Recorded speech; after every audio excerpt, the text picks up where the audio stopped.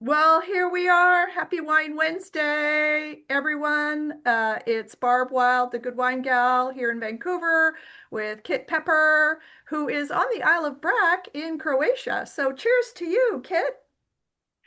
Cheers to you, Barb. Mm, It's great talking to you. it's great Um, hanging out. Uh, yes. what time is it in where you are? Oh, it is coming up on 10 p.m. here. That would be my bedtime.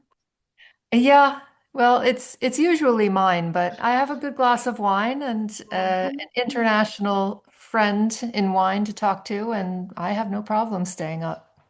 Well, for those who are watching, Kit and I met at the Women in Wine Expo in Porto in 2024 and instantly connected.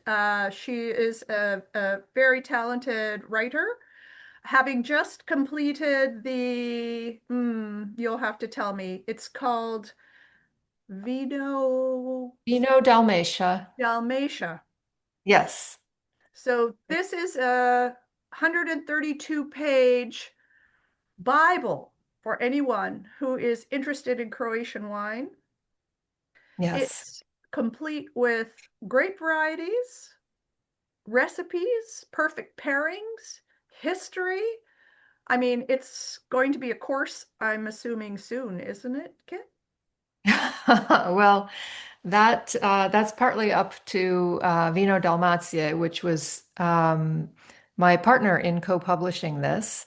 They're the official Dalmatian Wine Association, so they represent Dalmatian wineries and winemakers as far as defining wine regions and setting rules for appellations and things like that.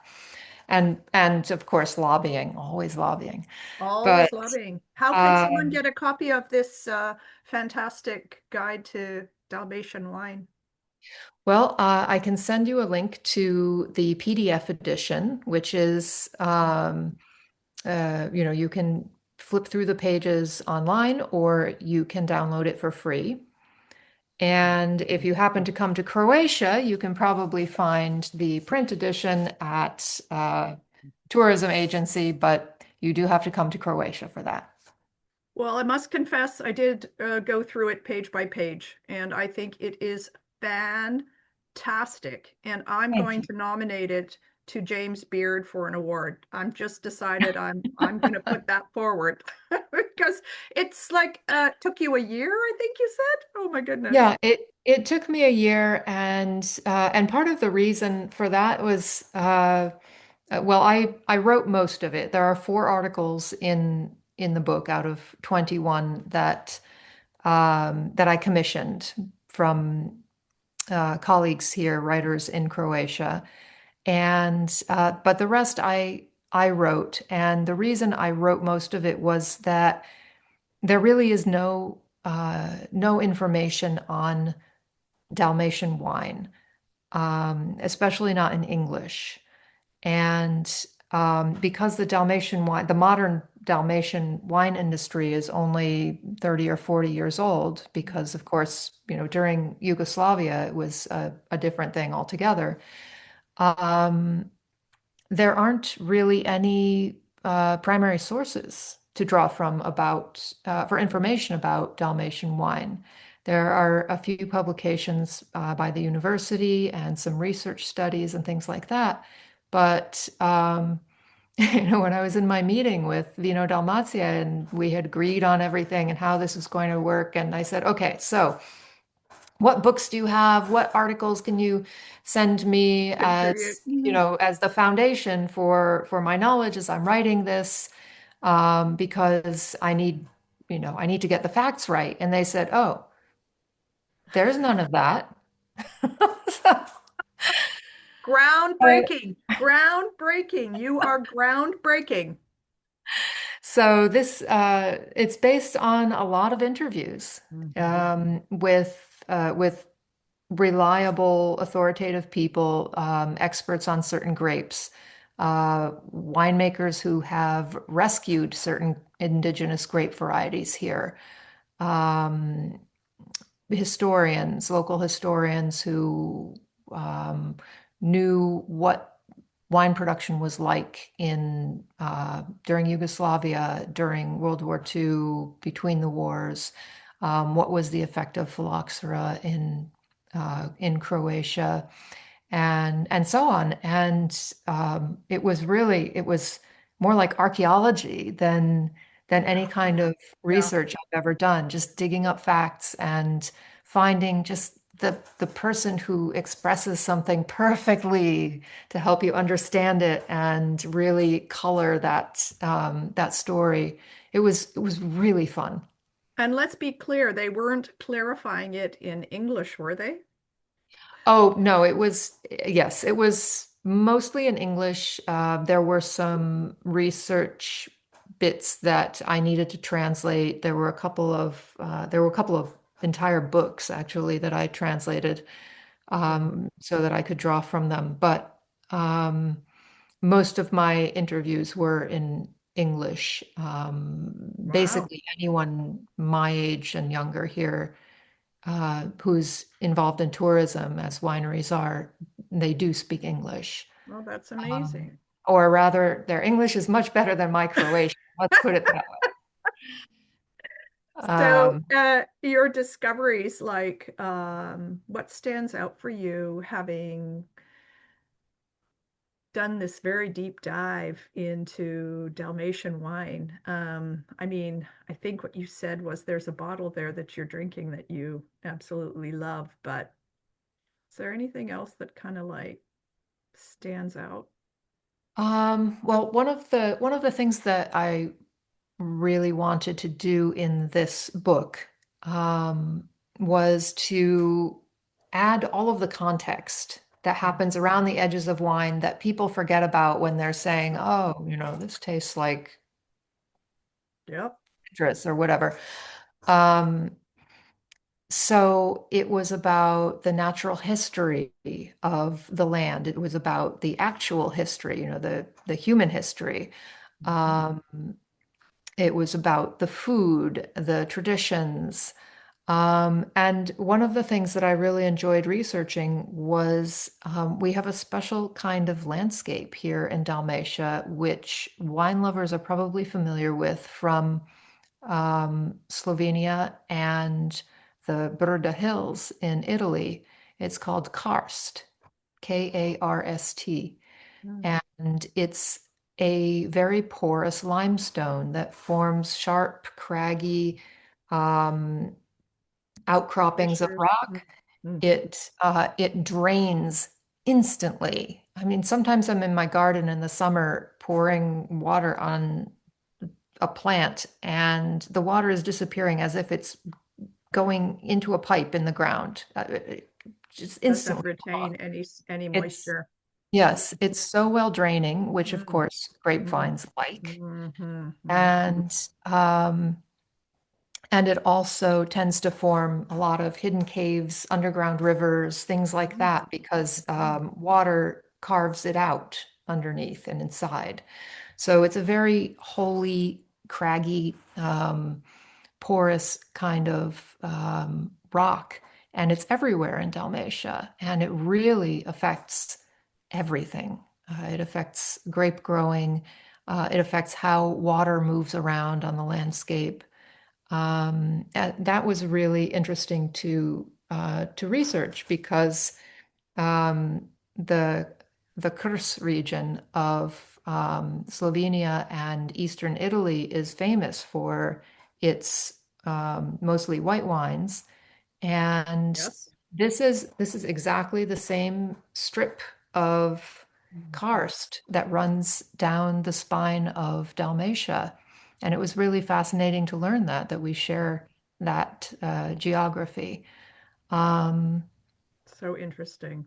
Also, just some of the history of winemaking during socialism, the cooperatives, the large state wineries, and what influence they had on how different grape varieties either thrived or failed, how international grape varieties were introduced Right. for various Right. reasons, Right. and just seeing how all of that strategy in some case and happenstance, frankly, in Mhm, others, mhm, mhm. has played out in the current wine industry here.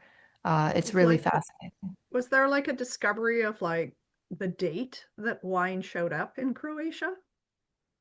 Oh, I I just don't think think it's anybody. interesting. Yeah, go ahead. I don't think anybody can say for Yeah, sure, yeah. but there was an ancient Greek presence here.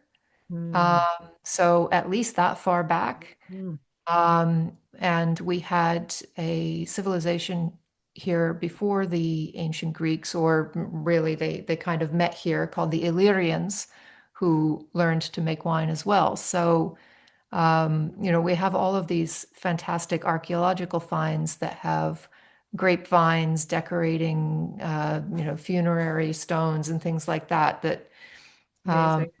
as well as amphoras Yeah, part of from the Greek and culture Roman wrecks. forever. Part of the Yeah. culture forever. Yeah, like I don't Um, know about Croatia, but Hungary, wine is the beverage of the nation. Is that the same in Croatia, or is beer the beverage of the nation? uh, hmm. I've never been asked that before. Oh, People drink both here. yeah. Uh, I drink all things. yes. I guess it depends on who you're talking to. There is a lot of wine produced here, and people still make it for themselves in their Right. own cellars or garages. So, in my town, there's wine on the dinner table most. Well, I mean, it's a lunch culture. So there's wine on the lunch table most days. And it's generally wine that somebody has made themselves, or Mm. their uncle has, or their cousin has, or whatever. It's homemade wine. Mm. Have you tried your hand at Um, that yet? I haven't tried my hand at making, but people tend to bring me bottles of their Amazing. wine. And what I really love is that, when you're bringing a friend a bottle of your homemade wine, you're decanting it right out of the tank. So you actually bring them a plastic water bottle with wine in it. It's, an empty Diamnica bottle or whatever water brand you drink. It's a liter and a half, and now it's filled with red wine. And okay, that works. And it doesn't matter. There's no pretense. Like, no, Yeah, we're exactly. going to I mean, enjoy that's this. that's Mm. what wine culture is here, really. Mm. In the summer, people will add water to their red wine or seltzer to their white wine so that it lightens it and makes it more refreshing. They'll add ice cubes. It's what wine culture used to be. And, before it became commercialized and about fine wine, Yeah, less about wine for life. yeah. One of the things I really love about wine in Croatia is that it's still wine for life here. People Mm. are still just making their own and drinking it whatever way they want to. They're not worried about what the Right. temperature is or, you know, what glass they're using. It's wine. Yeah. It's a light. So in your honor, because I know you're on the Isle of Brack, I found a bottle of Yes, Dina. Stina. I don't know if it's Mhm. going to show up very clearly. I was like, I'm not sure what's happening. Is it, can you read that? Is it blurred? It's blurry. It's coming in and out of focus, but the Good winery grief, is my Stina. friend. Good grief. The Anyway, the winery is winery is Stina. Stina. It has this beautiful, attractive tourism picture on the top. Uh-huh. And this is a 2022 Stina Cuvee White with 70%, I'm not going to say it right, Pošip, Yep, 20% that's right. Vugava, Vugava. Yes. and 10% Chardonnay. And I got it at the BC liquor store in the Peninsula Village here in White Rock. And I guess it's South Surrey. And I think I paid $35 for it.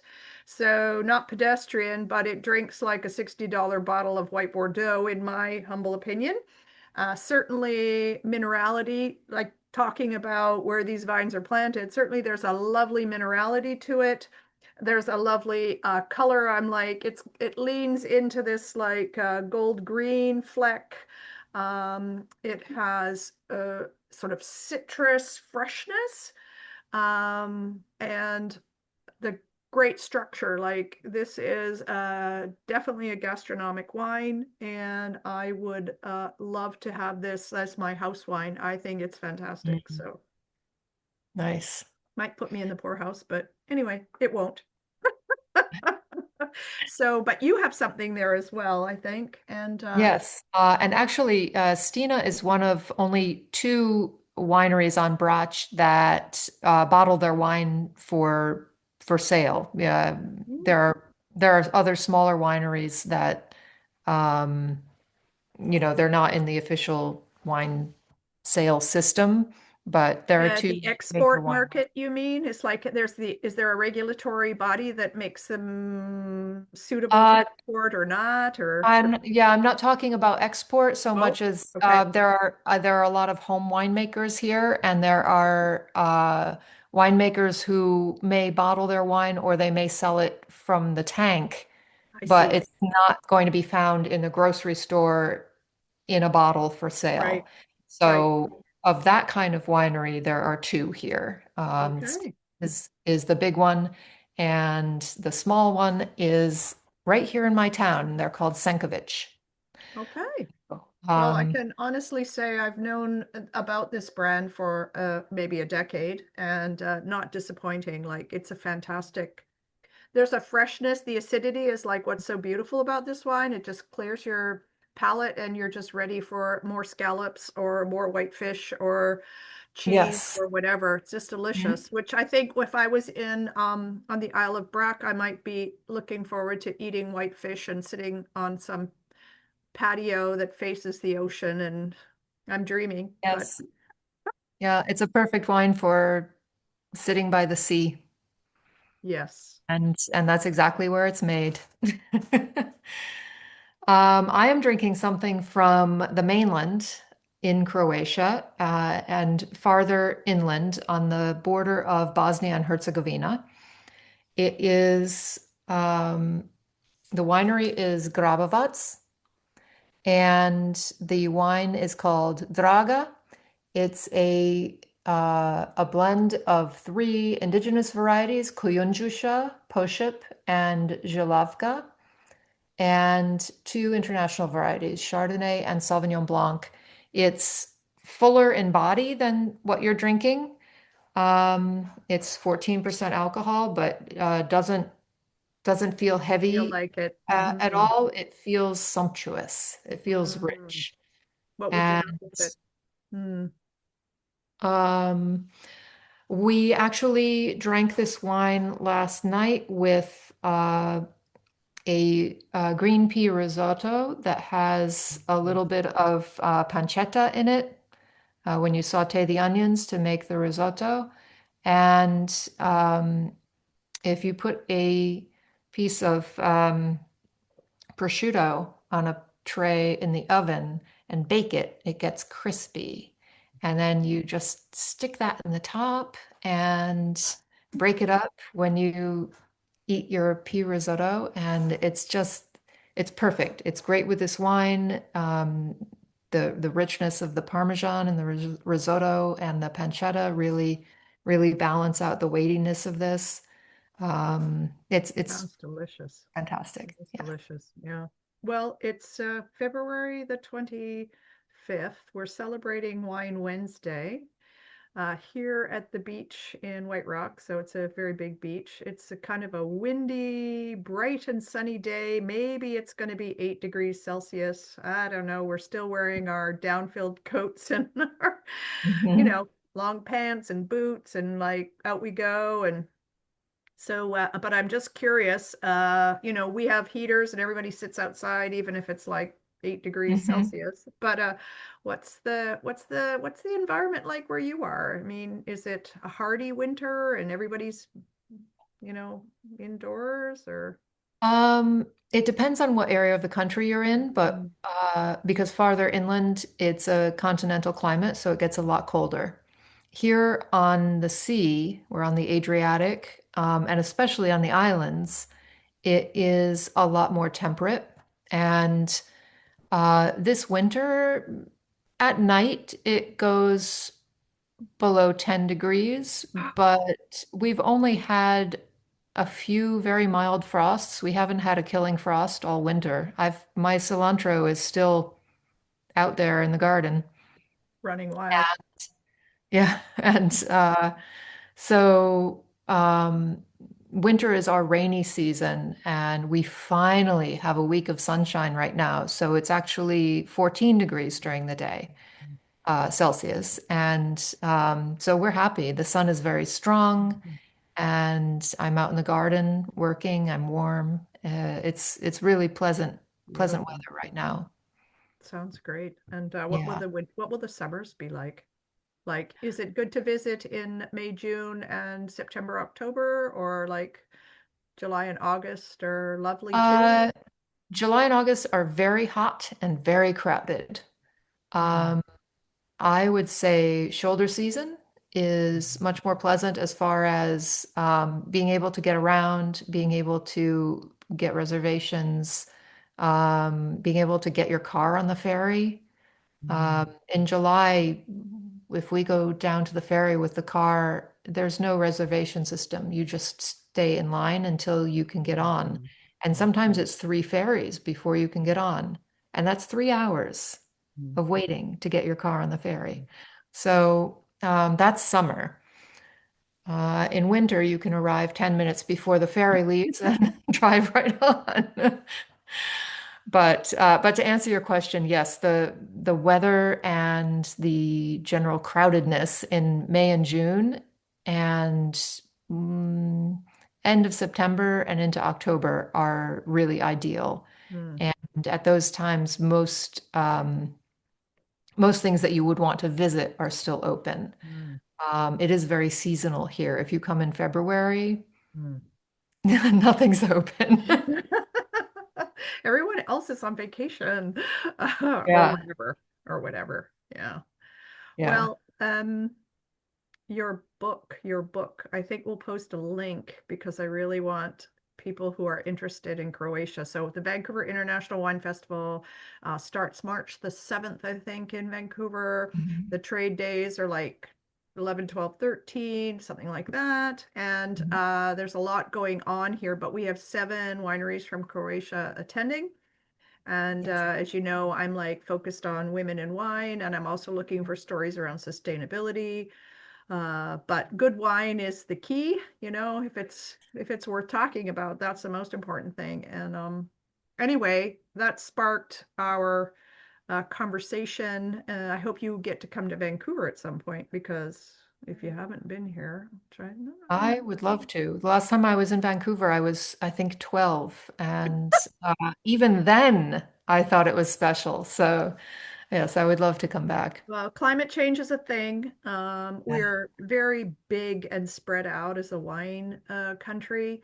We've Mhm. got 9 wine regions. I volunteered for the Old Vines Registry, trying to identify, because we're Mhm. now 50 or something years old. We're trying to identify vines planted before 1991. And it's so interesting because I would think in a place like Croatia and Dalmatian coast that there may be legacy vines, and whereas here it's like we've had so many iterations of what wine could be in British Columbia. When they started out, it was like Germanic grape varieties, Blattner varieties. Some still are here, Maréchal Foch, Sigarebe, Ortega. And now, of course, after NAFTA, it was like, no, no, we should do Pinot Noir and Chardonnay. So, like, rip everything out and plant again. And anyway, the Yeah. long and short of it is we have to make wine that people want to drink, and we Yes. have to make good wine. And we have to make, like, for example, I think this wine, and I'm going to show that label again, is Mhm. worthy of attention. Given that $30 wine has gone crazy, like everything is like $10 more a bottle than I remember in the last year. And because Wow. I mostly visit wineries and taste wine at wineries here locally, I don't shop in the liquor stores very often. And so I'm back in that mode, getting ready for the BC Wine Tasting Challenge that I'm doing up at Sun Peaks, and just trying to get my head around, $50 Bordeaux and what that really means. And like, what is a $60 wine and where do I need to be buying international wines that are comparatives? Like really hard because everything's moving, everything's changing all the time.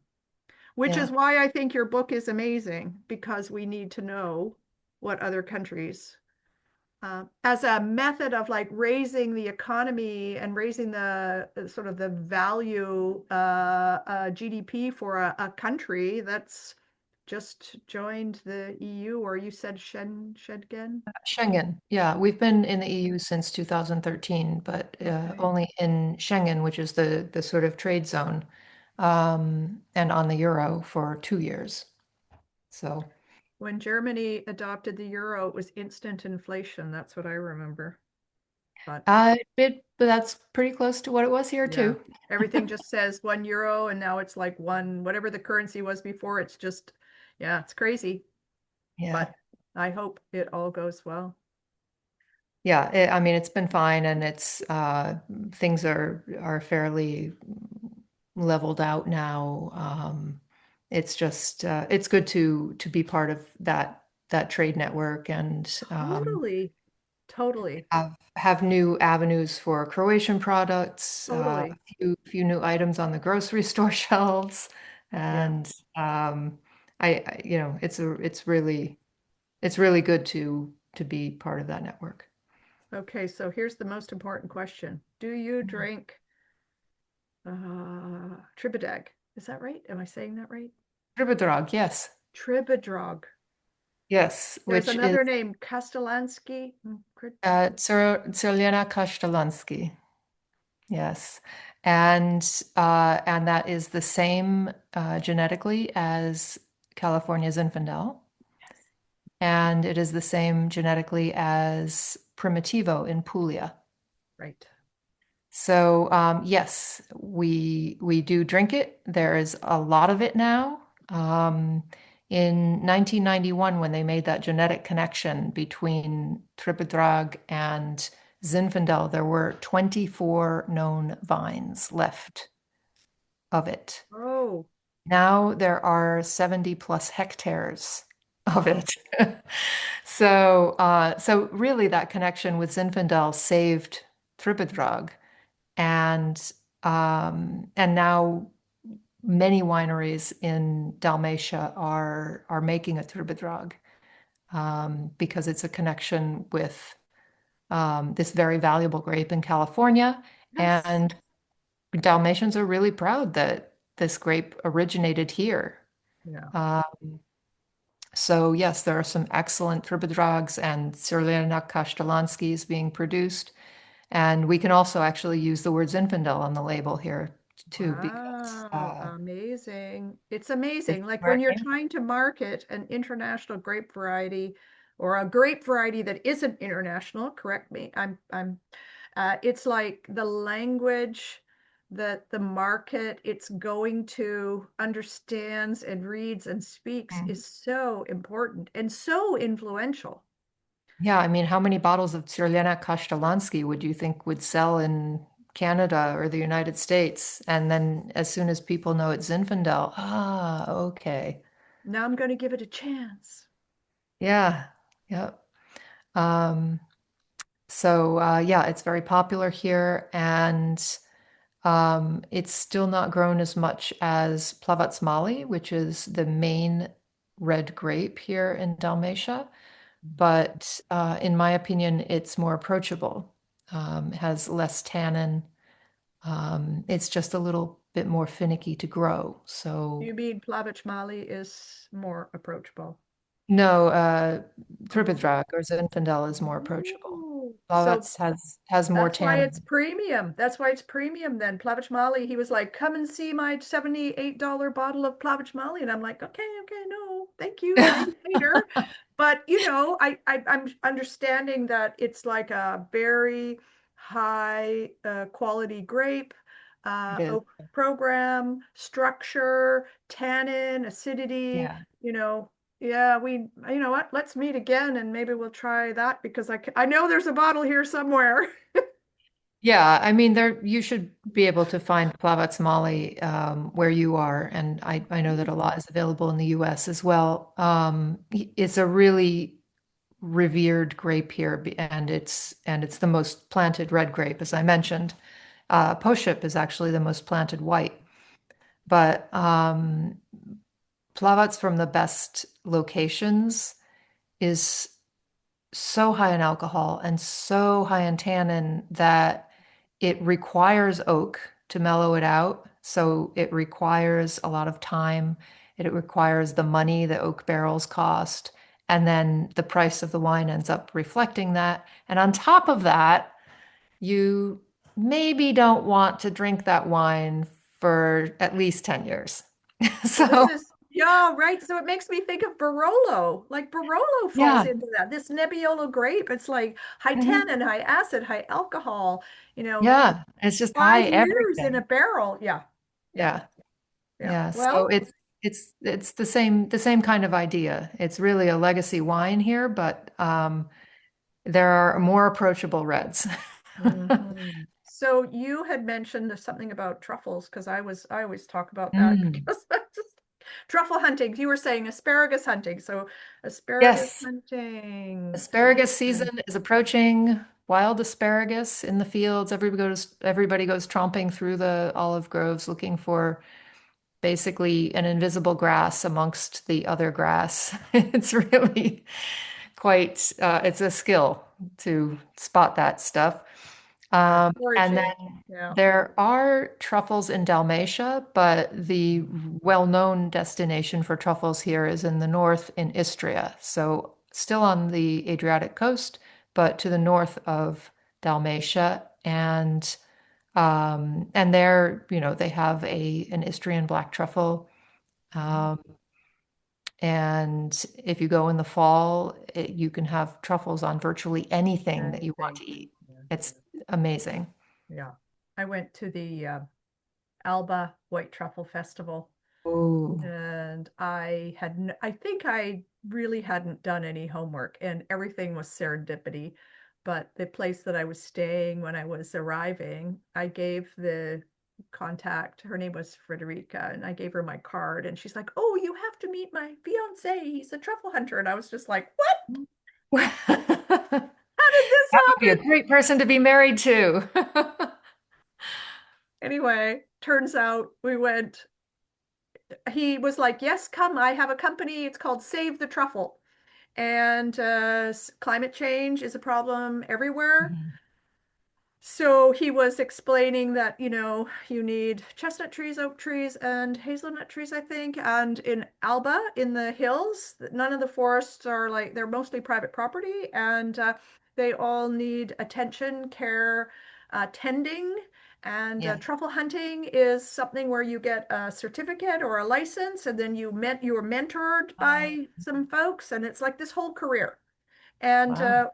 when you go to the truffle exposition, they're wearing their green vests and their hats and their handlebar mustaches with Ah, wax. And it's just a piece of beauty because it's like, what decade am I living in? And yet everything in the case is like €100 plus for like little bits and shaves.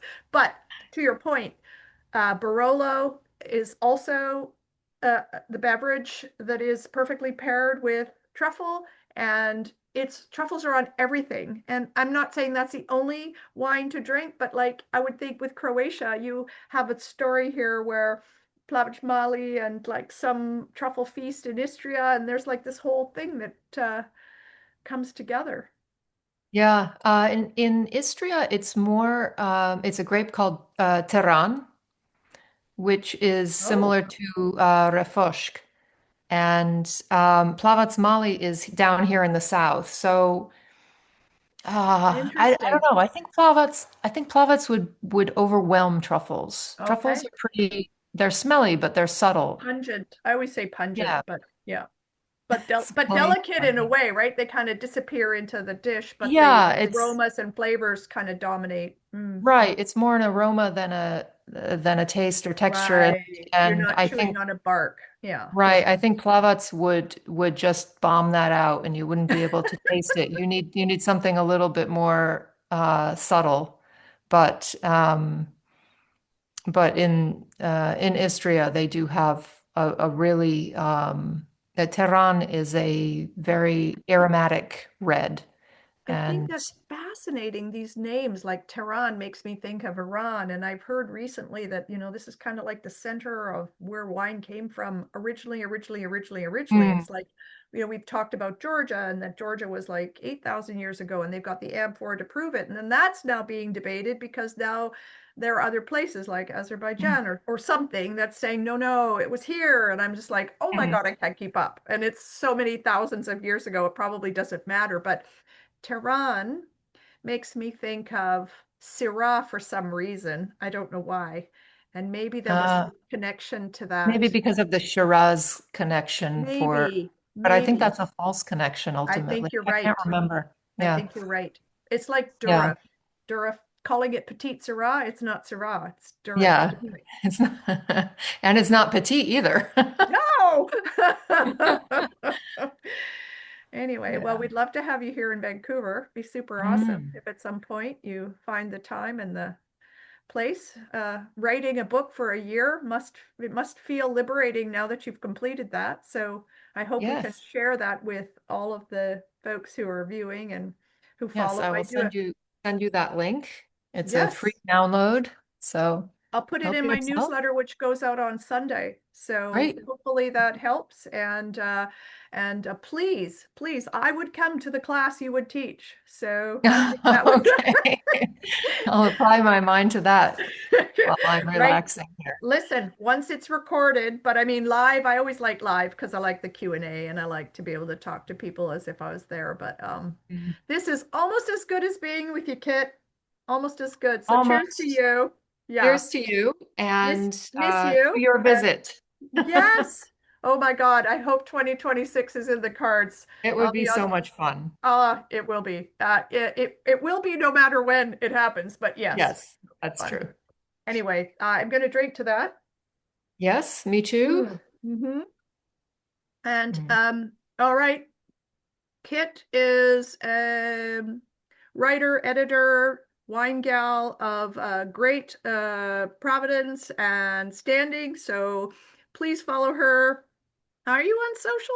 Are you on social media? Can people find you? Actually, oddly enough, what we didn't get to at all in this conversation Oh, is okay. A Cheers website? Croatia Magazine.com.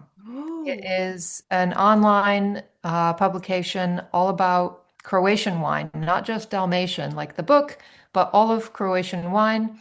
Cheers Croatia Magazine.com and also on Instagram. wonderful. Well, you're not going to be able to get rid of us because listen, uncovering wines that are really not well known but delicious is a worthy exploration. And having a chat with you is great. Learning and being curious about wine is something that keeps life full, interesting, and moving forward. So, cheers to that. Cheers to you. Yes, let's have And more of that. yes, absolutely. Happy Wine Wednesday, Kit. Nice chatting with Happy you. Wine Wednesday to you and lovely to talk to you. We'll Cheers. chat soon. Cheers.